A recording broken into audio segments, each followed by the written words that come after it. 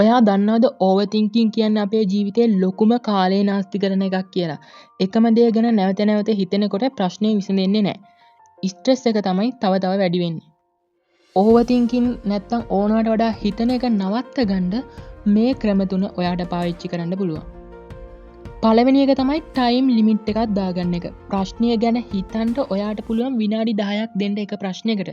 ඊට පස්සේ ඒ විනාඩි 10න් පස්සේ ඒක ගැන හිතින් අයින් කරලා දානවා. දෙවෙනි ටිප් එක තමයි මයින්ඩ් එක බසී කරගන්න එක. ඔයාට පුළුවන් එක්සර්සයිස් කරන්න, මියුසික් අහන්න නැත්නම් යාළුවෙක් එක්ක කතා කර කර ඉන්න. ඒකෙන් ඔයා බිසී වෙනවා. ඒ කියන්නේ ඔයාට අර ඕනවට වඩා හිතන්න තියෙන දේවල් නැත්නම් ඒ ප්‍රශ්න අමතක වෙලා යනවා. තුන්වෙනි ටිප් එක තමයි හැමතේම පර්ෆෙක්ට් වෙන්න ඕනේ නැහැ කියලා ඔයා ඇක්සෙප්ට් කරන්න. ඒ කියන්නේ ලයිෆ් එකේ ඕන තරම් මිස්ටේක් වෙනවා. ඒවා ඇත්තටම නෝමල්. ඒ කියන්නේ ඒවා සාමාන්‍යයි.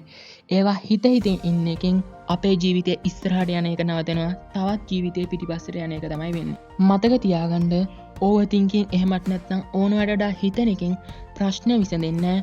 අපි කරන දේවල් වලින් තමයි ප්‍රශ්න විසඳෙන්නේ. දිගටම මේ විදිහට වීඩියෝ බලන්න කැමති නම් channel එක subscribe කරලා තියාගන්න. වීඩියෝ එකක් දාපු ගමන් දැනගන්න bell icon එක all දාලා තියාගන්න.